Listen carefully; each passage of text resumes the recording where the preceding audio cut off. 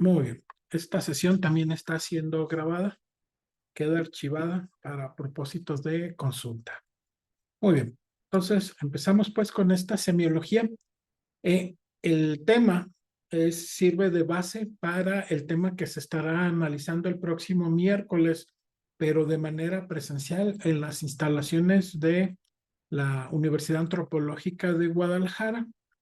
Aquí la segunda parte, que será los miércoles a las 6 de la tarde, la estaremos analizando, pero en este caso, quien se encargará de esta actividad es la maestra Verónica González, con el fin de que esta actividad ya se revise de una manera más práctica, desarrollar sí y visualizar los conceptos de semiología, pero nos estaremos enfocando en la actividad en el análisis repertorial.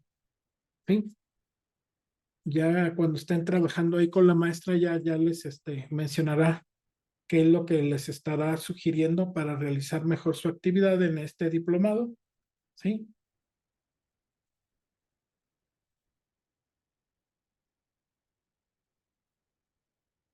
Así es que vamos a empezar, pues. Entonces, es introducción a la semiología en pediatría y es parte de este diplomado. Muy bien. Entonces, antes de hablar de semiología específica en pediatría, es importante que demos así un repaso rápido de algunos conceptos de semiología en general. Solo para pediatría, sino semiología en general. Y ya después vamos a ver algunos aspectos ya más específicos o ya más especializados en el área de pediatría. ¿Cuáles son los objetivos de esta exposición que tengo el gusto de compartir con ustedes? Bueno, es la de definir qué es la semiología, cuál es su importancia, primero a nivel clínico en general y después en pediatría. Algunos conceptos básicos. Vamos a ver que es cierto, el paciente pediátrico es un ser humano, pero lo que sí no es un adulto pequeño, no lo es. Y de hecho, la semiología en pediatría es muy importante porque está enfocada principalmente a cuestiones que tienen que ver tanto con el desarrollo físico como el mental y emocional. De hecho, en el diplomado estaremos hablando de las esferas o algunas patologías que tengan que ver con no solo con la esfera física, es decir, enfermedades de la piel, enfermedades respiratorias, enfermedades genitourinarias, sino también algunas otras patologías que tengan que ver con trastornos de mental emocional, por ejemplo, trastornos del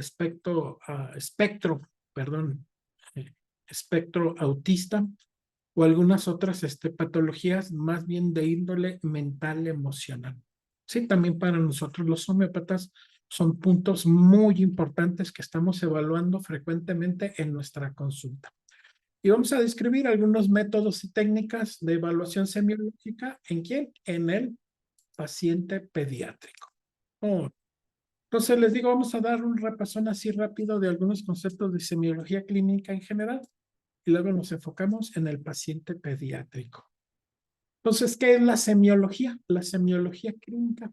Bueno, básicamente su enfoque tiene que ver con el estudio, en el análisis, la evaluación y la interpretación de los signos y de los síntomas en un paciente. Pero esto se analiza no desde el punto de vista académico, no desde el punto de vista de investigación, sino en el contexto clínico, es decir, con el objetivo de tomar decisiones terapéuticas. Este sería nuestro objetivo fundamental en cuanto a la semiología clínica. Por supuesto que también nos da información para otras áreas de actividad, como serían las cuestiones de investigación, que es el tercer aspecto que está involucrado en este diplomado que estaremos llevando a cabo.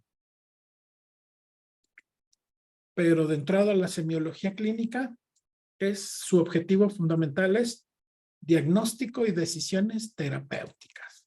Para eso, para lo que inicialmente nos va a servir la información.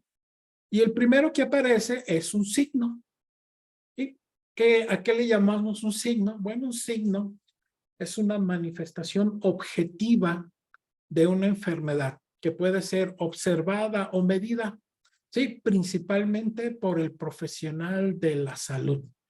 Y estos signos pueden incluir hallazgos visibles como una erupción cutánea, una erupción, una palidez, un cambio de color, una edematización, es decir, lo que a simple vista, aunque no necesariamente se percibe con el sentido de la vista, también podemos estar escuchando cuando alguien tose, cuando alguien estornuda, cuando las articulaciones crujen, ¿sí? Estamos percibiendo que alteraciones con nuestros sentidos, con nuestros órganos de percepción, cambios o alteraciones de lo que se considera normal en una persona, pero también pueden haber signos de hallazgos medibles, ¿sí? ¿Con qué los estaríamos midiendo? Bueno, con un termómetro, los estaríamos midiendo con un esfigmomanómetro, los estaríamos midiendo con un pulsioxímetro, ¿sí? ¿Qué estaríamos encontrando? Bueno, signos como la fiebre, la hipertensión arterial, o incluso estaríamos percibiendo datos que nos sean ofrecidos a través de ¿qué? De estudios de laboratorio, es decir, estudios de análisis clínicos o estudios radiológicos. Todos estos serían ¿qué? Signos, es decir, manifestaciones objetivas de una enfermedad. Acuérdense que todos estos datos pues son los que estamos buscando para la selección de nuestro remedio homeopático. Entonces, estos signos, otra vez, son las manifestaciones objetivas que pueden ser tanto observadas como medidas. ¿Con qué fin? Acuérdense que el objetivo fundamental de la semiología no es el único, pero el fundamental es que tomar decisiones terapéuticas basadas en un diagnóstico. ¿Y qué nos da este diagnóstico? Bueno, pues los signos y los síntomas de un paciente. A diferencia de los signos, un síntoma, estas manifestaciones ya no son objetivas. Ahora las vamos a conocer como manifestaciones subjetivas. Subjetivas, puesto que esto es lo que el paciente nos está narrando, nos está explicando, nos está transmitiendo.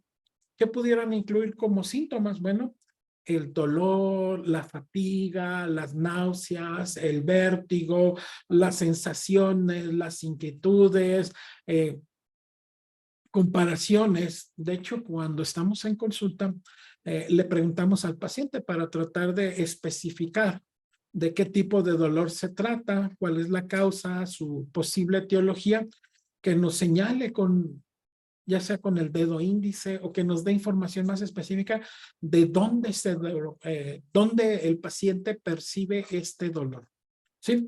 A diferencia de los signos, los síntomas no pueden ser medidos de manera objetiva. Aquí estamos dependiendo de lo que el paciente o las personas que conviven o se comunican con el paciente pueden transmitirnos.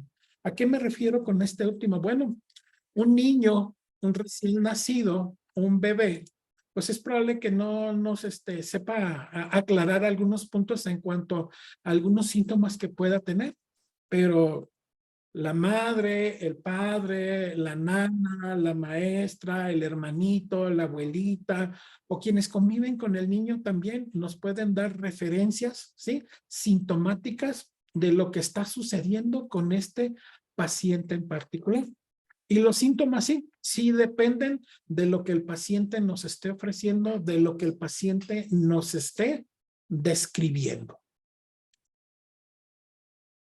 La anamnesis, otro punto fundamental de la actividad clínica es la anamnesis, es decir, es este proceso de recolección de información. ¿Qué estamos recogiendo de información? Bueno, no solo los datos del nombre, de su edad, de dónde vive, de cómo podemos comunicarnos con el paciente o con las personas responsables de esta persona, sino también hablar de qué? De los antecedentes familiares, sociales, personales, médicos, no médicos, patológicos, dietéticos, y la lista es larga, ¿sí? De todos los datos que necesitamos recolectar acerca de un paciente, pero sobre todo estos datos tienen que ser relevantes. relevantes. Otra vez, no se les olvide cuál es la finalidad de la semiología. Establecer un diagnóstico y tomar decisiones terapéuticas. Y las decisiones terapéuticas pueden ir desde simplemente tranquilizar al paciente hasta derivar al paciente a aquellas instituciones o personas especialistas en tratar determinada patología, determinada disfunción que nosotros consideremos pues que no está en nuestra esfera de capacidad. ¿Sí? Todo ese rango de posibilidades debemos tener la capacidad de buscarlo, de interpretarlo, de razonarlo y en un momento dado, sí, conducir al paciente o guiarlo para que reciba un nivel de tratamiento incluso mucho más especializado del que quizá en un momento dado nosotros podemos ofrecerle. ¿Qué puede también incluir la anamnesis? Bueno, también el motivo de consulta es fundamental. No necesariamente el motivo de consulta es la causa de la enfermedad, pero sí es la razón por la cual nuestro paciente o los padres o los acompañantes o quienes tomen la decisión de que el paciente reciba atención, ¿sí? Esté presente para recibir nuestras sugerencias, nuestra consulta, nuestra propuesta terapéutica, ¿sí? También la historia de la enfermedad actual u otras patologías que nuestro paciente ya haya presentado de manera previa, que pueden ser otras enfermedades o puede ser la evolución misma ¿de qué? De la enfermedad que nuestro paciente esté presentando ¿qué? Actualmente. Y por supuesto, también debe incluir la revisión por sistemas. Más adelante vamos a ver de qué sistemas estamos hablando. Bueno, del sistema respiratorio, del sistema cardiovascular, del sistema digestivo, del sistema genitourinario, del sistema ¿qué? Musculoesquelético, etcétera, etcétera, etcétera. Dentro de la semiología, en esta búsqueda de información, para tomar decisiones terapéuticas previamente estableciendo un diagnóstico, ¿sí? Por supuesto que debe incluir ¿qué? El examen físico. Y en este examen físico es un proceso sistematizado mediante 4 aspectos fundamentales que es la observación, la palpación, la percusión y la auscultación del paciente. ¿Para qué? ¿Para qué? Tomar decisiones o identificar aquellos signos clínicos que puedan sugerirnos alguna enfermedad o algún trastorno específico. Entonces, no se les olvide, el examen físico. ¿Cuáles son? 4 son los aspectos fundamentales del aspecto físico, que es la observación, la palpación, la percusión y la auscultación. Otro concepto fundamental en semiología es el síndrome. Un síndrome es un conjunto, ya no es un solo síntoma, no es un solo signo, ¿sí? Sino puede ser una combinación de 2 o más signos, de 2 o más síntomas o combinaciones de signos y síntomas que ocurren de manera simultánea. Y estos también sugieren la enfermedad o trastornos o incluso puede aparecer más de un cuadro sintomatológico, ¿sí? Donde hay enfermedades que estén presentándose de manera simultánea. Obviamente que para nosotros los homeópatas, en la filosofía homeopática, nos dice que un cuadro sintomatológico puede ser más relevante que otro, ¿sí? Pero también nos habla de la presencia de ¿qué? De enfermedades concomitantes, es decir, que se puedan estar presentando de manera simultánea o la misma enfermedad con diferentes manifestaciones. Ejemplo, el paciente de VIH que tiene alteraciones cardiovasculares, pero que también tiene alteraciones cutáneas, es decir, en la piel. Entonces, pudieran de entrada aparecer 2 signos o 2 síntomas que no tienen nada que ver, pero en la realidad pueden tener ¿qué? El mismo origen. ¿Qué puede estar causando un síndrome? Un síndrome, perdón. Bueno, múltiples factores que a menudo se asocian con un grupo de enfermedades relacionadas. O algunas enfermedades pueden dar como consecuencia o como secuela otras enfermedades. Causa común. El diabético que es hipertenso. ¿Por qué? Porque este exceso de glucosa va endureciendo, va esclerosando las arterias. Entonces, inicialmente mi paciente no solo tiene problemas con el metabolismo de los carbohidratos, sino que después empieza a tener que otras alteraciones en otros órganos o en otros sistemas que aparentemente pudieran parecer que no tienen alguna conexión o alguna relación entre sí. Diagnóstico diferencial. Sí, es muy importante en un diagnóstico diferencial. Es decir, cuando un paciente está presentando determinado cuadro, es importante considerar, ¿sí? Y evaluar varias enfermedades o varios trastornos que puedan explicar los signos o los síntomas. Y es que hay patologías que pudieran ser muy parecidas. Aquí en la diapositiva yo les pongo el ejemplo clásico de que si nosotros nos ponemos a revisar las diferencias entre el dengue y el chikungunya, ¿sí? Nos vamos a encontrar incluso diagnósticos diferenciales que son confusos, que no son muy claros. Sin embargo, tendríamos que valernos de otros métodos. ¿Para qué? Para tratar de diferenciar cuál es la patología que presente en un momento dado un paciente determinado. ¿Sí? Entonces, ¿qué implica un diagnóstico diferencial? Bueno, implica comparar, implica contrastar las características de cada posible diagnóstico. ¿Sí? Aparentemente, físicamente, son parecidas. Entonces, puede requerir que el uso de pruebas adicionales como estudios de laboratorio, estudios de imagen. ¿Para qué? Para buscar la manera de descartar o confirmar ciertas condiciones patológicas. Y otra cosa más, que la investigación y el que sale a la luz nueva información de ciertas enfermedades, ¿sí? Puede que nosotros estemos acostumbrados a diagnosticar o evaluar determinada enfermedad, pero resulta que la enfermedad también va cambiando, también va mutando. Y este es uno de los retos principales a los que nos enfrentamos, los que nos dedicamos al área de la terapéutica con el caso de COVID-19. Si nosotros revisamos esos primeros signos y síntomas que se presentaron a principios del año 2020 y los comparamos con los que en la actualidad se presentan, incluso pudiéramos encontrar que no tienen ninguna relación. Sin embargo, el agente etiológico parece ser el mismo. Ese es el otro gran reto que enfrentamos las personas que nos dedicamos a cuestiones de la salud, que las enfermedades también van evolucionando, también van cambiando. Por lo tanto, la información, los datos para diagnosticar, para diagnósticos diferenciales, están cambiando. Por lo tanto, es necesario, es importante mantenerse ¿qué? Informados sobre todas estas características. Claro, nos gustó meternos a esta área de ¿qué? Del área de la salud. Y las enfermedades que se diagnosticaban de tal o cual manera hace 20 o 30 años, muchas de ellas en la actualidad es probable que ya no se diagnostiquen igual, que los cuadros ya no se presenten igual. ¿Sí? Entonces, también hay que estar ¿qué? Al tanto de todas estas circunstancias. Otro concepto fundamental es la enfermedad.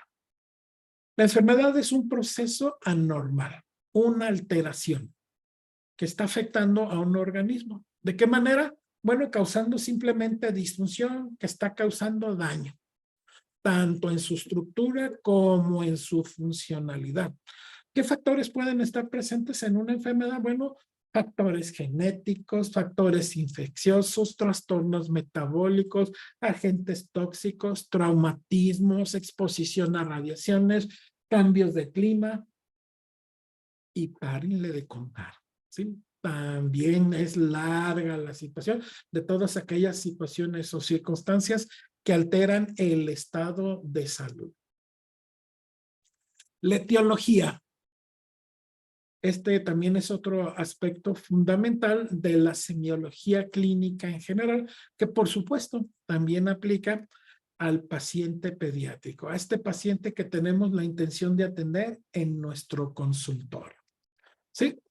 Entonces, cuando hablamos de etiología, estamos refiriéndonos a la causa, el origen de una enfermedad. ¿Por qué es preciso identificar la etiología de una enfermedad? Bueno, es fundamental ¿para qué? Para determinar el tratamiento adecuado. O también es fundamental no solo para el tratamiento, sino también para prevenir la progresión, es decir, que esta enfermedad vaya progresando, que el grado de compromiso o el grado de afectación se vaya incrementando, o también prevenir la recurrencia, ¿sí? Para todos es conocido, ¿sí? En los pacientes que son tratados con enfermedades tan complejas como lo es el cáncer, la famosa recurrencia, la famosa, que ya le retoñó nuevamente la enfermedad, cuando el paciente había pasado días, semanas, meses o incluso años sin signos y síntomas de determinada enfermedad y esta vuelve a presentarse nuevamente. Bueno, pues este es también que uno de los aspectos fundamentales de la etiología. Aquí en la diapositiva les estoy mostrando una imagen, ¿sí? De cuál es el progreso de una enfermedad, ¿sí? En este caso, COVID-19. ¿Qué sucede en los primeros días? Bueno, la respuesta viral, este crecimiento de virus que ingresaron a nuestro organismo, que están generando las células de nuestro cuerpo que fueron infectadas, nuevos virus, esta progresión inicial que ahora empieza ¿qué? A disminuir, ¿sí? De una etapa infecciosa, ahora pasa a una segunda etapa, que es una fase pulmonar, ¿sí? Donde ya vemos que el tejido pulmonar ya empieza a ser afectado, ¿sí? Y finalmente en la... Pues más o menos. Ahora casi no atiende. Solo cuando hay varios pacientes, pues sí. A ver, jóvenes, Sí. les voy a pedir que apaguen su Pero micrófono. ¿verdad? 250, sí. Un par de días, no sé, a lo mejor le pido. Bueno, voy a bloquear la función de activar el micrófono. ¿Sí? Para que no tengamos estas interrupciones. Si tienen alguna duda, alguna pregunta, vayan anotándola. En unos minutos más volvemos a reactivar el micrófono para que no nos suceda esta situación. Bueno. Y otro factor muy importante a considerar en la semiología clínica es el pronóstico. El pronóstico no es otra cosa más que una estimación. ¿Estimar qué? La evolución de una enfermedad en determinado paciente. ¿Sí? Para nosotros los homeópatas que defendemos a capa y espada la individualidad, pues sabemos que la enfermedad no se presenta de la misma manera en todos los individuos que padecen este cuadro patológico, que algunos tienen más posibilidades de sanar, que algunos tienen mejores posibilidades de servicios de salud, que algunos tienen acceso a tratamientos o medios de diagnóstico y que para otros está limitado, o situaciones como la edad, el género, ¿sí? ¿Sí? Pueden ser determinantes y que juegan a favor o en contra de un determinado paciente. Y esto nos lleva ¿a qué? A estimar o establecer el pronóstico del desarrollo de determinada enfermedad. ¿Y en qué está basada? Bueno, está basada en factores como la gravedad de la enfermedad, la respuesta al tratamiento y las características individuales del paciente. Muy bien, bueno, estos serían ¿qué? Algunos conceptos básicos de semiología clínica en general. Y ahora sí vamos a buscar algunos aspectos más especializados en el paciente pediátrico. ¿Sí? ¿Qué estaríamos revisando también? Que algunas generalidades de semiología que ya las hemos revisado, pero la importancia de la semiología en pediatría. Fíjense, aquí sí, como ya se los mencioné al principio de esta charla, uno de los objetivos fundamentales en pediatría es evaluar el desarrollo físico, mental, incluso emocional del niño. Y otro punto muy importante que sí es necesario que lo incluyamos, del adolescente. que el adolescente también tiene sus complejidades, por supuesto que sí las tiene. En cuestiones de salud también está enfocado, también está dentro del campo de acción de la pediatría. Por lo tanto, sí es importante que también andemos en ellos, aunque generalmente pediatría nos imaginamos bebés o niños muy pequeños. Pero la realidad es que el adolescente entra también en esta área de actividades.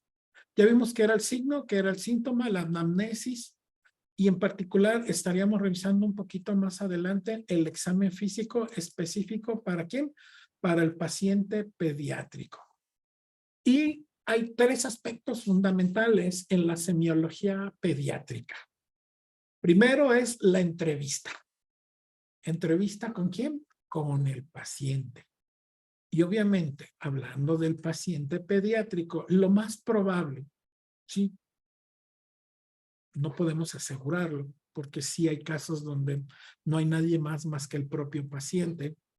¿Sí? Algunos de ustedes les ha tocado tratar con pacientes pediátricos en instituciones de educación o instituciones de salud o en algunas instituciones de asistencia, que ustedes actúan nada más con el paciente pediátrico. No está presente ni el padre, ni está presente la madre, ni el cuidador, ni el tutor, ni alguna otra persona más que nos dé referencia.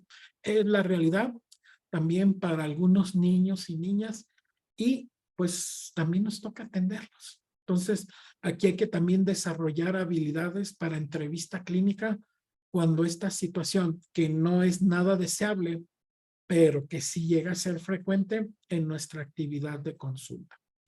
Y aquí, el punto fundamental también, en el que les mencioné que el niño, el paciente pediátrico, no es un adulto chiquito, ¿sí? No es un adulto pequeño, porque hay estudios, hay evaluaciones muy específicas y se van a enfocar en este aspecto fundamental que es el crecimiento y el desarrollo del paciente pediátrico, es decir, de este niño, de este joven, de este adolescente. Y también vamos a hablar de ¿qué? Del examen físico general, ¿sí? Para el paciente. Muy bien.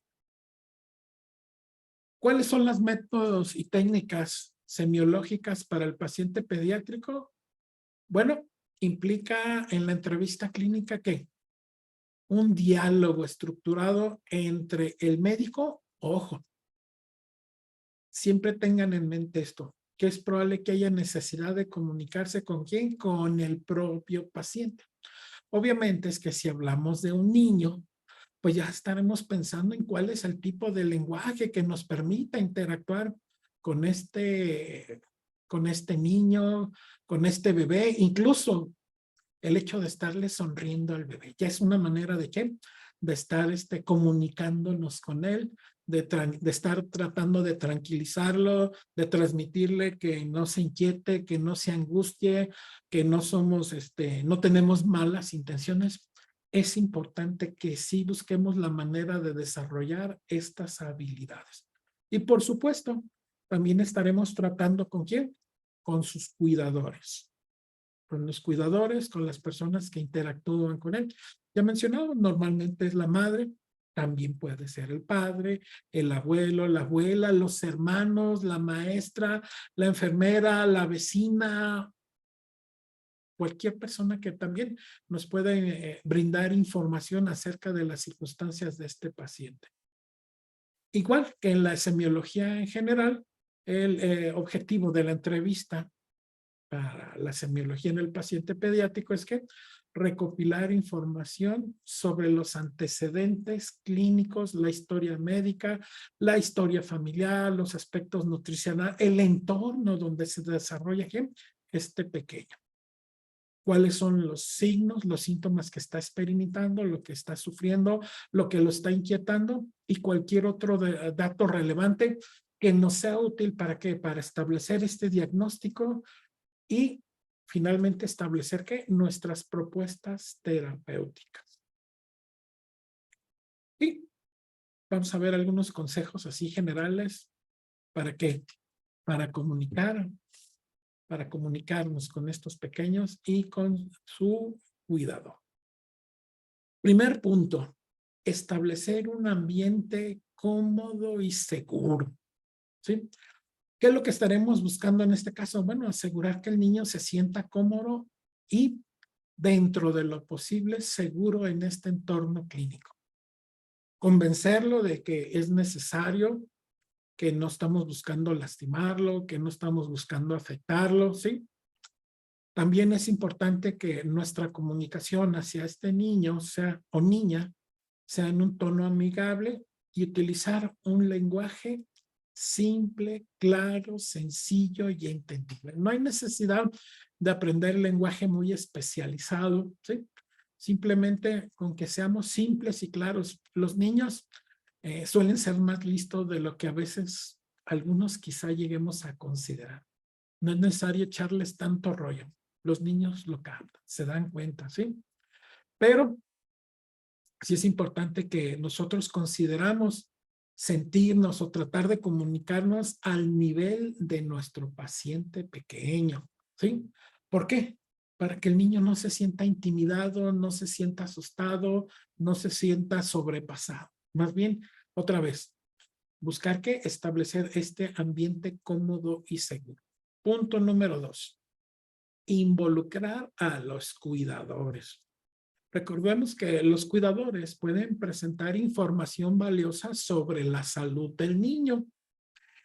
Y aquí, bueno, pues en las experiencias que a uno le ha tocado en la consulta, incluso puede suceder, como ya me sucedió una vez, donde van los dos padres, llevan al niño a la consulta y los dos me dan versiones diferentes.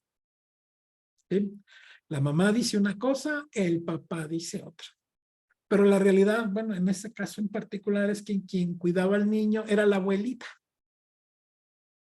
Entonces, pues también aquí hay que buscar quién, la persona que tenga mayor relación o que por lo menos esté más familiarizada con la condición que le genera esa disfunción, esa enfermedad o esa alteración al niño. ¿Sí? ¿Cuándo es muy importante el contacto con los cuidadores? Bueno, cuando el niño es demasiado pequeño, eso es bastante obvio, o que el niño ya tenga alguna patología, o incluso el joven o el adolescente que no puede expresarse con claridad por alguna situación. ¿Sí? Para nadie es extraño, pues, que algunas patologías generan alteraciones del lenguaje, de la percepción, y no necesariamente se correlaciona con la edad. ¿Sí? Alguna vez nos hemos dado cuenta en pacientes que tienen, por ejemplo, parálisis cerebral. Su inteligencia está intacta, pero su sistema neurológico en combinación con otros sistemas como el musculoesquelético está dañado, está afectado. ¿Sí? Entonces, ¿cómo entender, cómo evaluar la información que nos pueda proporcionar? Pues aquí sí dependemos mucho de quién, de un cuidador o cuidadores. ¿Qué tipo de preguntas podemos utilizar? Bueno, podemos utilizar tanto preguntas abiertas como cerradas. Las preguntas abiertas permiten al niño, ¿sí?, expresarse libremente de qué siente, cómo lo siente. Mientras que las preguntas cerradas, ¿sí?, nos pueden ayudar a obtener detalles más específicos. Pero aquí como homeópatas, bueno, hay que tener cuidado, pues, de no inducir respuestas, ¿sí? Ya más de alguna vez o de manera recurrente ya nos han dicho, pues, el hecho de no estar insinuando o incidiendo para obtener determinada respuesta que puede no ser el cuadro real de la enfermedad que tenga el paciente. Preguntas de tipo abierto es, ¿cómo te sientes? Y esperar que el niño nos responda dentro de las posibilidades de este, claro. O preguntas más cerradas. ¿Tienes fiebre? ¿Te duele la panza? ¿Has estado tosiendo? ¿Cómo haces pipí? ¿Cómo haces popó? Hay un sinfín, pues, ¿de qué? De circunstancias. También es importante estar validando y escuchando activamente. Eso es para la atención a todos los pacientes, pero en particular para el niño. ¿Por qué? Porque cuando escuchamos activamente, ¿sí? Y estamos validando, es decir, que el niño sienta que lo que nos está diciendo le estamos dando la importancia de vida, ¿sí? Le demuestra empatía, ¿sí? Incluso no solo estar asintiendo, sino estar repitiendo la información. ¿Para qué? Para que el niño sienta que lo estamos escuchando. Incluso podemos preguntarle sobre lo que nos está hablando. Aunque pueda ser que no sea cierto, pero sí es importante validar las preocupaciones de un niño. ¿Sí? Validar, aunque nosotros lleguemos a pensar que es cuestión de fantasías o que el niño lo está inventando, pero el niño cuando siente que sus preocupaciones les damos validez, le mostramos interés, es más probable que el niño se sienta cómodo, incluso nos pueda ofrecer mayor información valiosa que nos ayude a establecer este diagnóstico y después ofrecer una propuesta terapéutica. Usar lenguaje y términos apropiados para la edad. Sí, es importante que nosotros como terapeutas adaptemos el lenguaje y el vocabulario de acuerdo a la edad del niño, del paciente que estamos tratando. Utilizando palabras y explicaciones simples, es importante evitar los términos clínicos, ¿sí? La jerga médica o cuestiones filosóficas, ¿sí? Que el niño no entienda, que se sienta extraño. ¿Por qué? Porque esto puede generar o tiende a generar desconfianza en el niño. También es importante que incluso desarrollemos habilidades o cualidades para utilizar ejemplos o analogías que el niño pueda entender fácilmente. Me acuerdo de una niña que tenía un problema en su tracto urinario, que me mencionaba que ella sentía como si le picaran abejitas. Sí, no se me olvida. La niña muy dispuesta a hablar, ¿sí? Entonces ella decía que sentía como piquetitos. Le digo, piquetitos como que, como si fueran abejitas, me respondió aquella ocasión aquella niña. Entonces es muy importante que tomar en cuenta estas circunstancias, estas necesidades. Por supuesto que también implica que nosotros como terapeutas seamos que pacientes o incluso flexibles, puesto que si los adultos son impredecibles, los niños también, ¿sí?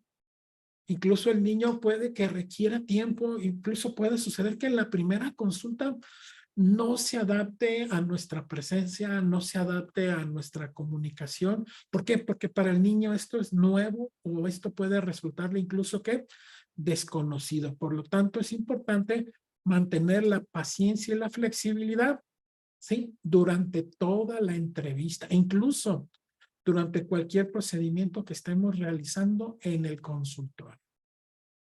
Incluso nos veremos que en la necesidad de utilizar técnicas de juego y distracción. ¿Sí?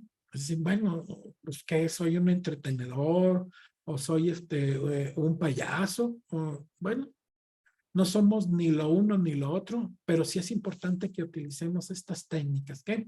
Con el fin de ganarnos la confianza, la atención y que el niño sienta que hay empatía. ¿Por qué? Porque el juego puede ser, tampoco es garantía de que sea útil para ayudar a obtener ¿qué? Información de los niños.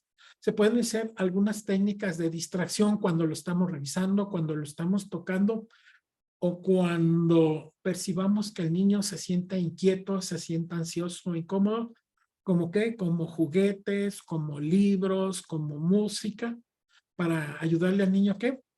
A aliviar el estrés, la ansiedad o cualquier inquietud que esté obstaculizando el proceso de la entrevista con este paciente. Muy bien. Evaluación del crecimiento físico. Y aquí hablamos de una serie de parámetros antropométricos, ¿sí? palabra muy utilizada en nutrición. Bueno, también nosotros debemos conocer la talla, ¿sí? ¿Cómo medir la talla? ¿Sí? Desde la planta de los pies hasta la, ¿qué? Parte más alta, el vértex en la cabeza del niño mientras está de pie. Claro, cuando el niño pueda estar de pie. Pero en niños menores de 2 años o niños con algunas circunstancias especiales, es probable que tengamos que medirlo acostado. Y otro punto, sí es importante que tengamos información para comparar. ¿Sí? Es decir, comparar si el niño está dentro de el desarrollo normal que corresponde a la gente de determinada población, de determinada nacionalidad, ¿sí? Sí es importante que sepamos qué referenciar y comparar. El peso, ¿sí? Es una medida importante de qué? De crecimiento y de salud del niño. Se pesa al niño en una báscula apropiada para su edad o si el niño es muy pequeño y no tenemos una báscula para niños, bueno, pesar al niño en brazos de su madre o de la persona con quien el niño tenga confianza, ¿sí? Y después restarle el peso de la madre, ¿sí? Entonces hay que ingeniárnosla para obtener que todos estos datos. Medirle la circunferencia tanto de la cabeza como del pecho. ¿Por qué? Porque aquí pueden manifestarse algunas patologías y es importante que tengamos una cinta métrica flexible para pasarla alrededor de la cabeza, por encima de las cejas, ¿sí? Por encima de los pabellones auriculares, mejor conocidos como orejas, para tratar de ¿qué? De obtener esta medida y tratar de detectar si que existen algunas anomalías y ojo, compararlas con estas tablas esenciales, estas tablas comparativas de desarrollo. Circunferencia del pecho, pues igual también nos encontramos ante esta situación, ¿sí?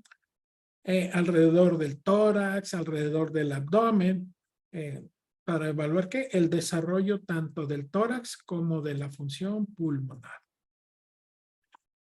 Vamos a pasar a un punto muy importante, que también es necesario que sepamos evaluarlo y que se llaman hitos del desarrollo. Y aquí ya estamos hablando de una combinación de factores, no solo en el aspecto físico, sino también en el aspecto neurológico, en el aspecto cognitivo. Es decir, el niño que se puede levantar, que puede gatear, que ya puede caminar, que ya puede escribir, que ya puede leer, incluso que ya puede interactuar psicoemocionalmente, ¿sí? Con todas las personas con las que él convive, con todas las que, ¿qué? Él interactúa. Son áreas claves muy importantes que nos dan pistas también muy importantes. Uno de ellos es el desarrollo motor grueso. ¿De qué estamos hablando? Fíjense, que el niño ya pueda levantar la cabeza, que pueda sentarse con apoyo, que pueda sentarse sin apoyo, el niño que ya puede gatear, que ya puede pararse, pero que necesita que lo estén apoyando, el niño que ya pueda caminar con apoyo o el niño que ya puede caminar sin apoyo. Estos aspectos, ¿a qué le vamos a llamar? Desarrollo motor grueso. Aclaración. ¿Sí? Estamos hablando de que la mayoría de los niños, ¿sí? Van a desarrollar estas habilidades o realizar estas actividades más o menos en este periodo de edad. Por ejemplo, gatear de los 7 a los 10 meses. Pero habrá quien diga, no, mi niño ya gateó a los 2 meses. Bueno, son casos así excepcionales. O mi niño gateó después de 1 año. Bueno, habrá que revisar, habrá que ver cuáles son las circunstancias. Incluso pudiera ser que el niño tenga todas las capacidades intactas, pero si el niño nadie convive con él, si nadie lo anima a caminar, ¿por qué? Porque el papá, la mamá, los cuidadores o las personas pues se van a trabajar y el niño está en una guardería donde en la guardería la persona que los cuida pues atiende a 30, 40 chiquillos. ¿Y quién le tiene atención a este niño? Entonces, todos esos datos, por supuesto que sí es importante que los conozcamos para que los podamos evaluar y ver si no hay algún problema de trasfondo. Bueno, así como hay desarrollo de motor grueso, pues también hay desarrollo motor fino. como el poder obtener, poder agarrar o tomar objetos, manipular objetos con una mano, con dos manos, ¿sí? Agarrar objetos pequeños con el pulgar y el dedo índice, fundamental para la escritura, el niño que ya empieza a garabatear o el niño que ya come con utensilios, es decir, ya empieza a agarrar la cuchara, ya empieza a agarrar, no sé, el tenedor, o ya empieza a acomodarse el plato, ya empieza a tomar el vaso, etcétera, etcétera. Entonces aquí ya estamos hablando ¿qué? De un desarrollo motor fino. El desarrollo cognitivo, pensamientos, aprendizaje, resolución de problemas, y empieza desde lo más sencillo, es decir, cuando pasamos un objeto delante del bebé y ya lo empieza a seguir ¿con qué? Con la mirada. Empezamos a hacer algunos ruidos y el niño ya empieza a voltear tratando de identificar ¿qué? El ruido, dónde se está generando. O cuando el niño ya reconoce objetos o personas de la propia familia, ¿sí? ¿Qué es lo que genera tal situación de este ruido? Ah, lo genera el perrito, lo genera el gatito, lo genera el vecino de enfrente o el hermanito ruidoso, etcétera. El niño que ya resuelve problemas simples, sí, como el acomodarse los zapatos, acomodarse la almohada, sí, poder tomar la cuchara por el lado que corresponde.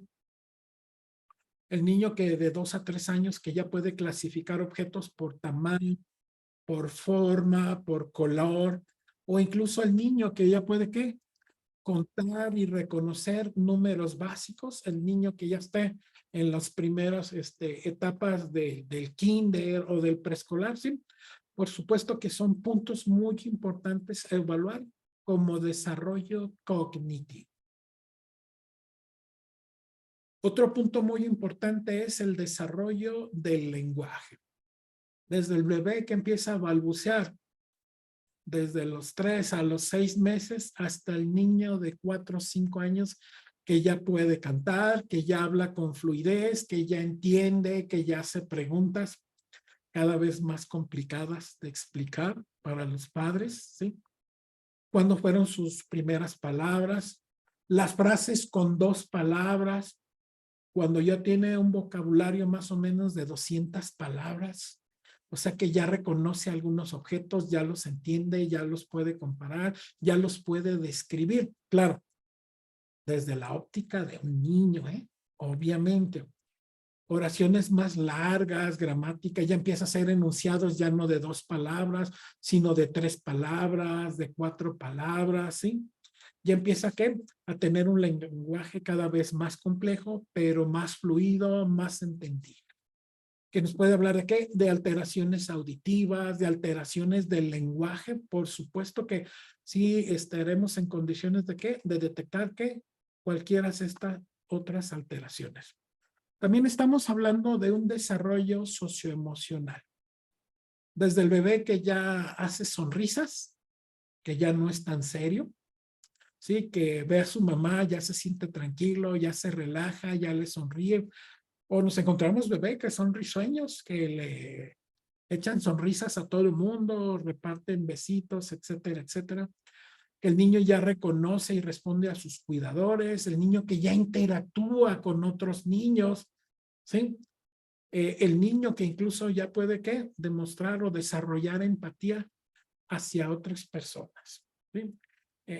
Me acuerdo aquella escena de Mira quién habla, de que el personaje adulto se siente triste, se siente desanimado y el niño le ofrece su osito de peluche, ¿verdad? Entonces, aquí estamos hablando de ¿qué? De procesos de desarrollo, ¿qué? De tipo socioemocional.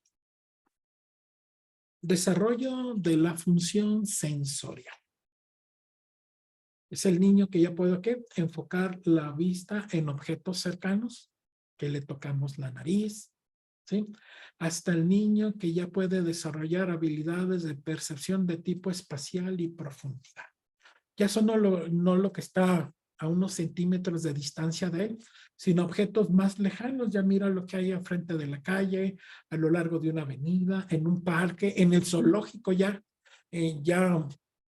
le pone atención a objetos, animales o a personas o a situaciones que llaman su atención, pero que ya se encuentran ¿qué? A metros, ¿sí? Decenas o incluso cientos de metros ya más distante. Entonces, el niño ¿qué? Ya ha entrado ¿qué? En este proceso de desarrollar y distinguir todas estas situaciones. Entonces, a esto les vamos a llamar ¿qué? Hitos del desarrollo. Y por supuesto, ya el examen físico general, revisarle la piel, los ojos, las orejas, la nariz, la boca, el cuello, ¿sí? Tratar de detectar anomalías, revisar, comparar, ¿sí? Su lado contralateral, el lado ipsilateral, cómo se comporta, cómo está, qué pudiera encontrar nosotros de qué, de alteraciones, cambios en la piel, ¿sí? O en el sistema específico, es decir, tratar de detectar enfermedades que son comunes en la infancia, ¿sí? En la infancia temprana, en la adolescencia, ¿sí? Que son propios de niños, que son propias de niñas, o incluso ya empezar a registrar o encontrar alteraciones en órganos o sistemas muy específicos, en el aparato respiratorio, en el aparato cardiovascular, problemas gastrointestinales, neurológicos o músculo-esqueléticos. Bueno, en síntesis, ¿sí? Entonces, necesitamos ¿qué? Desarrollar habilidades para comunicarse ¿con qué? Con niños y con cuidadores. Saber medir la talla, el peso, la circunferencia, la cabeza, ¿sí? El pecho, el abdomen y evaluar ¿qué? Estos hitos del desarrollo, estas habilidades que el niño ¿qué? Va adquiriendo a lo largo de su desarrollo como ser humano. Y finalmente participar en el examen físico y generales ya de determinados órganos o sistemas. Aquí, en cada una de las sesiones, por supuesto que ya estaríamos hablando de el análisis o la visualización ya enfocado a patologías muy específicas, ¿sí? Órganos o sistemas o habilidades, ¿sí? Como el autismo, que el síndrome de Asperger, esta esfera del espectro autista que ya tiene algunas modalidades, ya se han ido renovando estos conceptos, ¿sí? Porque lo más probable es que estos pacientes lleguen ¿qué? A nuestra consulta. Muy bien, vamos a dejar de presentar, vamos a contestar algunas preguntas y les vamos a ofrecer información muy interesante. Vamos a activar. Muy bien. ¿Alguien tiene alguna duda, alguna pregunta? Ya pueden activar su micrófono, quien lo desee.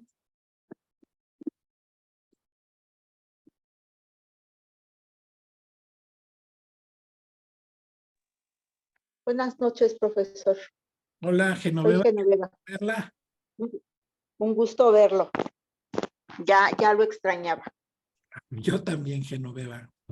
Gusto en saludar. Sí, ¿verdad? Oiga, profesor, en este diplomado, ¿va a contar la asistencia con un puntaje y la elaboración del artículo con otro puntaje o es conjunto?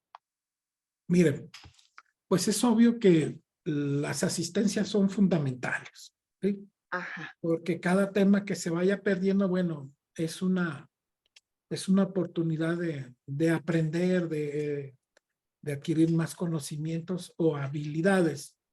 Normalmente se pide que haya por lo menos de un 80 a un 85% de asistencias para considerar que la persona que tomó el diplomado de manera formal, bueno, y relativamente completa.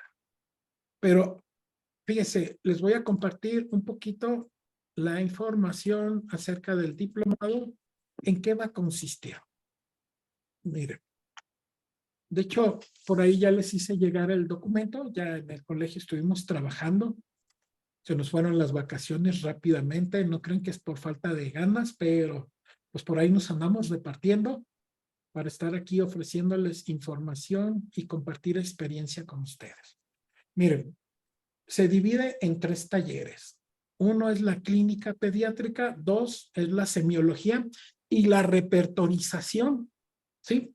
Porque consideramos pues que homeópata que no repertoriza, bueno, estamos considerando que tiene limitada la disponibilidad de herramientas útiles para el desarrollo de su consulta. Y la tercera parte, que es lo que corresponde a investigación, por supuesto es que es lo que estamos insistiendo de manera constante, es que la homeopatía, una de las maneras en que se le va a dar el reconocimiento y el lugar que se merece la homeopatía y el profesional de la homeopatía es la realización de trabajos de investigación.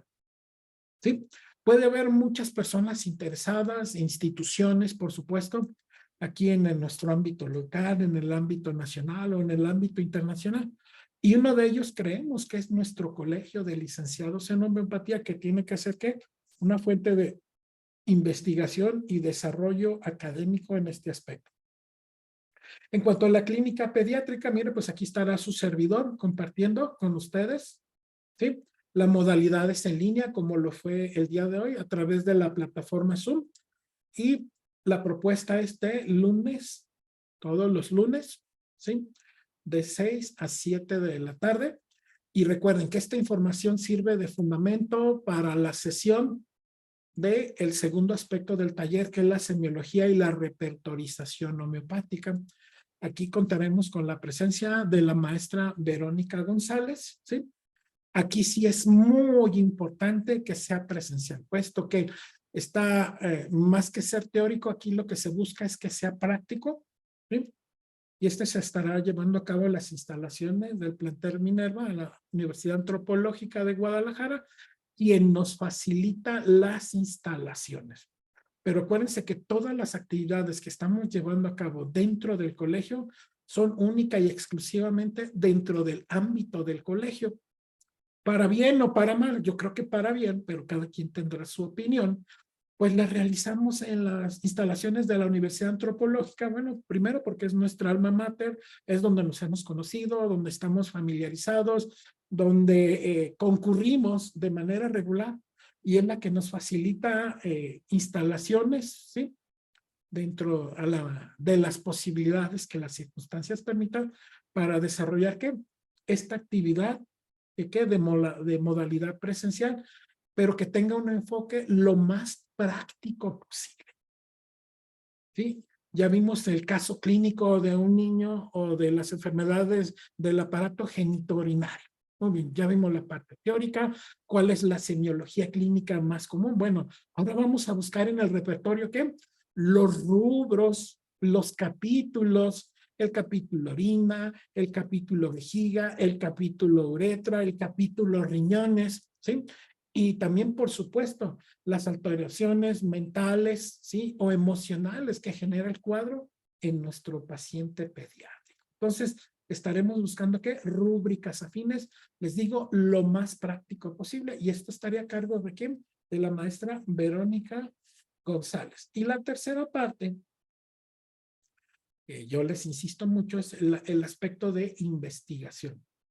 Y inicialmente, bueno, pues trabajo de investigación solamente se habla de él, pero se supone, o por lo menos se cree que a partir de la tercera sesión, pues ya pensarán algunos a desarrollar algún tema de investigación, algo que les interese, ¿sí? Y aquí de las 7:30 a las 8 se estarán revisando avances. Se seleccionará un docente adecuado, ¿sí? Un instructor, más que un docente, un instructor adecuado para que nos vaya guiando, para que vaya revisando nuestros trabajos de manera presencial. ¿Sí? Recibir esta asesoría, esta guía personalizada. ¿Sí? El inicio, bueno, ya vimos que inició hoy el día 17 de abril. El costo del diplomado tiene un costo de 2,000 pesos, ¿sí? Que no hay necesidad de pagarlo en una sola exhibición, ¿sí? Para todos aquellos asociados que estén, ¿qué? Inscritos y al corriente como asociados del colegio. La realidad es que muchas cosas sí se requiere de medios económicos para poderse realizar. Y nosotros como colegio, como asociación, bueno, no dependemos de un salario, pero sí necesitamos que realizar algunas actividades como, por ejemplo, presentar ante la Dirección de Profesiones del Estado estos trabajos para darle formalidad, para darle validez y obtener el reconocimiento que la Dirección de Profesiones del Estado le otorga a estas actividades. Es cierto, ya pues cuestiones políticas ajenas a nuestras circunstancias, lo de la famosa certificación que generaba muchas controversias, ¿sí? Por un lado, quienes lo veían como una propuesta meramente política. Por otro lado, también existe la necesidad de ¿qué? De actualización, de renovación, del desarrollo profesional. Entonces, la Dirección de Profesiones del Estado sí tiene esta propuesta de una certificación, por lo menos así lo he entendido yo, a menos de que alguien me corrija, que conozca esta información de manera más precisa, que sí lo hay y por supuesto en su momento nos aclarará si es que hay alguna necesidad. Es que sí hay esa necesidad de que estemos actualizándonos, estemos extendiendo nuestra área de capacidades, de habilidades para ofrecer un mejor servicio terapéutico, una mejor consultoría. Y el costo sería de 5,000 pesos para alguien que quiera tomar este diplomado, pero que no sea asociado del colegio, ¿sí? Hay quien definitivamente, bueno, no está en su área de interés, o no está en sus posibilidades, ¿sí? Cada caso pues tendrá sus particularidades, ¿sí? Y este diplomado está avalado por el Colegio de Licenciados en Homeopatía y la Dirección de Profesiones. ¿En qué consiste? Miren, el acceso es libre y sin costo para todos aquellos asociados que tengan cubierta su anualidad 2023 en la sesión de ¿qué? De la clínica pediátrica. Es decir, la que estará presentando su servidor. ¿Sí? No porque sea menos importante, ¿eh? De hecho, es el fundamento para la segunda parte. Es un complemento, ¿sí? Ninguna cosa es más o menos importante. Son complementarias. Para los que decidan, y esperamos que todos ustedes lo hagan, ¿sí? Tomar la actividad presencial, participar en este entrenamiento, en esta capacitación, en este desarrollo de habilidades, tiene 2 horas de duración cada sesión, ¿sí? Pero para asistir sí es necesario que cubrir el pago del diplomado dependiendo si son asociados vigentes o no lo son. Y también esto va a incluir que el diploma producto de su participación en el diploma. Y la tercera parte, bueno, los trabajos de investigación que se generen, que esperamos que sean muchos, buenos y bonitos, de acuerdo a las circunstancias de cada quien, ¿sí? Será para aquellos asociados, estudiantes que publiquen y lo entreguen en forma en septiembre y que tienen que un plus adicional, que su anualidad 2024 será gratuita. Y aquellos que sean publicados tendrán el aval de la Dirección de Profesiones del Estado. Muy bien. No sé si alguien tenga alguna pregunta, alguna duda. Yo, profesor, sigo siendo la preguntona. Oiga, en este caso me dice que la semiología y repertorización con la profesora Vero, pero yo que estoy en el Estado de México y no puedo asistir. Y si es definitivo que no puede asistir Genoveva. Pues no, porque estoy en el Estado de México, profesor. Claro. Entonces, moverme cada 8 días para allá, sí. No tengo residencia en Guadalajara, la tengo en Ameca. Sigue siendo una complicación. Sí, sí, Sigue porque no creo que todos los compañeros radiquen ahí en Guadalajara o en Jalisco. Sí. Ese es el gran problema, porque usted está diciendo que tenemos que asistir a los 3 eventos de alguna forma para poder recibir una recertificación, que sería la nuestra, ¿no? Ya como con No, un... no, la certificación en este momento no está en calidad de obligatoria, Genoveva. ¿Sí? O sea, no Es hay voluntaria. necesidad de... Ah, ok. Es, Pero, entonces, en este caso, si yo no puedo asistir a la repertorización, que la maestra Vero es una eminencia en ese aspecto, ¿qué hacemos? pues, ¿qué le diré, Genoveva? Pues nos vamos a quedar con las ganas de verla por ahí. Bueno, está muy bien, profesor. Pues Pues, seguiremos esperando. de momento esa es la única posibilidad. Mire, Genoveva, lo que nos Sí, ha mostrado la experiencia es que para adquirir habilidades prácticas no hay como lo presencial. sí. Sí, la parte teórica comentada a partir de un instrumento como el que lo estamos realizando ahorita, pues hemos visto que se queda corta, ¿sí? Porque surgen dudas, surgen preguntas y las cuestiones técnicas siempre nos ofrecen un obstáculo y resolvemos uno y aparece otro. La conectividad, el equipo de que cada quien dispone, la disponibilidad de internet, la disponibilidad de las herramientas, las habilidades del ponente, las habilidades del participante. Y hay una serie de situaciones que nos ponen zancadillas vez tras vez.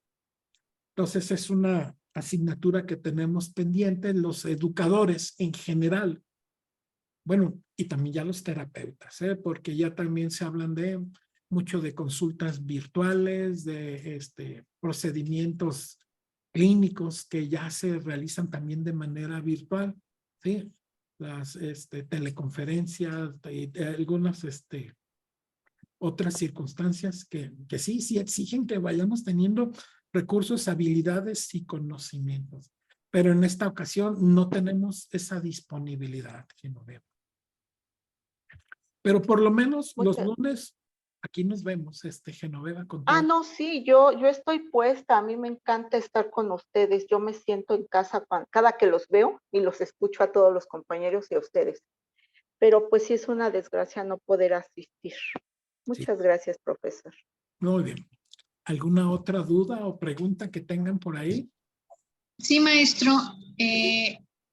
Respecto a la actividad presencial, ¿van a ser los 3 miércoles seguidos o sería uno por mes o cómo se manejaría? Se están manejándose 16 sesiones consecutivas. Obviamente es que si no les hemos puesto fechas a las sesiones todavía, sí, todavía estamos en acuerdo. ¿Por qué? Porque tanto ustedes como nosotros también tenemos semanas donde hay, entre comillas, vacaciones, pero puede ser que se nos presente alguna circunstancia, alguna necesidad, pero se planea de manera inicial que sean consecutivas, a reserva pues de algún imprevisto o alguna circunstancia ajena a nuestro control, donde quizá en alguna o dos ocasiones, cuando mucho 3, la actividad se transfiera a la siguiente semana. Pero ese es el plan, Ivette. Ah, muy bien. Muchas gracias, maestro. Muy bien. ¿Alguien tiene alguna otra pregunta, alguna duda o alguna sugerencia? Ojo, quienes decidan ir con la maestra Vero, por supuesto, tienen que llevar su repertorio ahí. Ese es requisito fundamental, llevar el repertorio. Pues ¿para qué? Pues para poder practicar con él. Muy bien, sí, perfectamente. Muy bien. ¿Alguien más Gracias. tiene alguna duda, alguna pregunta o algún dato que por ahí se me esté pasando? No, maestro, todo está bien, gracias. ¿Y sobre el tema expuesto? No, todo muy bien. Perdón que tenía la cámara apagada, ¿eh? No, Perdón. no se Ya, preocupe. gracias. Ya. No se preocupe. No, todo estuvo muy bien. Muy, muy, muy bien. Me da mucho gusto incorporarme. Estuve muy delicada, pero ya me estoy incorporando. ¿Qué le pasó? ¿Se acuerda que Dígame. claro que sí, de hecho, era lo que quería compartirlo porque lo considero importante. Estuve tomando con ustedes ginecología. En mayo empecé con síntomas raros y me chequé y todo estaba normal, no traía miomas, no traía nada. Y empecé a vomitar y me controlé. En julio estuve un poquito delicada, pero no aparentaba nada. El día 3 de octubre caí en cama y ya no me levanté. Fue vómito y vómito, bajé 14 kilos y entraba y salía del seguro, no detectaban. Traía un absceso intestinal, el pus, pues como un bebé, estaba bastante grande. Y debido a que no me dieron el seguimiento adecuado, empezó a filtrar pus, entonces tuve un problema muy grave y pues apenas me estoy recuperando, pero sí la pasé mal y no me lo detectaron nunca. Yo decía, pues no, me decían que tumores, que miomas, decían, no es cierto porque no tengo síntomas de eso, pero fue un muy mal seguimiento por parte del IMSS que me pasó lo que me pasó. Pero lo bueno es que ya está aquí con nosotros. Sí, no, sí, ya, al 100, bien incorporada. Qué bueno, gusto Muchas gracias. escucharla y saber que todo está bien. Muy bien. Sí, ya. Sol, Muy bien. buenas noches. ¿Qué tal, maestro? Buenas noches. Todo bien, maestro. Muy interesante. Muchas gracias. Muy bien. El libro por ahí me están preguntando, un libro de pediatría. El libro que estamos consultando se llama el libro de pediatría. De hecho, por ahí, bueno, por ahí se los vamos a hacer llegar de manera ¿Electrónica? electrónica allí a los que participen en el diplomado, ¿sí? De manera gratuita como un plus adicional, literatura pertinente para que puedan repasar o ahondar, por supuesto, puesto que el trabajo de investigación, eso es lo que requiere, ahondar en ello, literatura disponible, ¿sí? Para que no gasten de manera digital. Pero un libro que, nomás que no lo tengo aquí a la mano, sí, pero también se los voy a mostrar, se llama Cursos Crash, quinta edición, lo esencial en pediatría. Y la editorial es Elsevier. ¿Sí? No lo tengo aquí tan a la mano, pero por ahí se los muestro. Y literatura adicional, por ahí se las hacemos llegar. Por supuesto que sí. Y pues también el manual del propio repertorio, ¿sí? Que estaremos utilizando, ¿sí? Ahí, pero esa chamba se la dejamos a la maestra Vera, no sé que demos información que no nos corresponda, pero les adelanto que es un buen repertorio, un repertorio muy útil que nos puede ayudar mucho en nuestra actividad profesional. Muy bien, ¿alguna otra pregunta? Yo, profesor, otra vez. Sí, que no veo. Oiga, en el dado caso, como ya sabe, yo no voy a poder tomar el curso con la maestra Vero. Sí voy a obtener algún, bueno, sí vamos a obtener algún diploma. De hecho, aquí lo menciona, sí. Solo aquellos que lo publiquen y tomen el diplomado completo, es a los que se les otorgará este documento. ¿Sí? Ok, entonces si yo tengo hago el diplomado, por decirlo así, hago el artículo y tomo las clases con usted, pero me falta lo de la profesora Vero, Bueno, no sería ya un obtendría. caso especial, Genoveva, que sí tendríamos que consultarlo. No le digo ni que sí ni que no, Ni que no. porque si va a realizar actividad de investigación, bueno, entonces ya no solamente es que esté asistiendo los lunes, el asunto es cómo recibiría, porque implica también cómo recibiría la asesoría, puesto que no va a estar asistiendo los miércoles. Sí, o sea, Así aquí es. ya tiene implicaciones adicionales que hay que darle respuesta. Sí, porque ese es el problema. O sea, sería pues trunco, como una silla con 3 patas y le faltaría una para poder asentarse bien. Bueno, le buscamos la manera de darle la mejor respuesta posible y darle el apoyo posible también, Genoveva. No le digo ni que no ni que sí. Mejor déjeme consultarlo. Ándele, pues gracias, profesor, es muy lindo. Hasta luego. Muchas gracias, Genoveva, también usted. Bueno, ¿alguien más tiene dudas, preguntas? ¿No? Ninguna, maestro, todo muy claro. Ah, muy bien. Gracias por todo. Ya le reconocí la voz. Muy bien, Pati. Nos vemos el jueves, si Dios quiere. Ándele, Pati, por ahí nos vemos el jueves. Cuídese mucho. Hola, Esperanza, buenas tardes.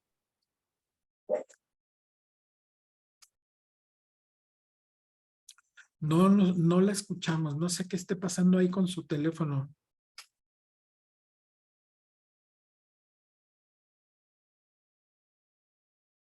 No logramos escucharla.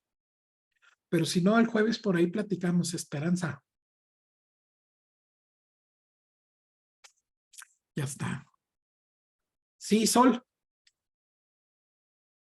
No, nada, maestro. Ningún comentario ya. Muchas gracias. Sí. Por ahí nos vemos el jueves. No sé si usted va a ser nuevamente nuestro maestro. Todavía no acaba el cuatrimestre, Sol. Ah, de ver. Me hace Ya falta le quiero decir adiós. presentar la lista de los que sí pasan y de los que no. Ok, maestro, nos vemos el jueves entonces. Gracias. Mucho, Sol. Hasta luego. Hasta Muchas luego. gracias.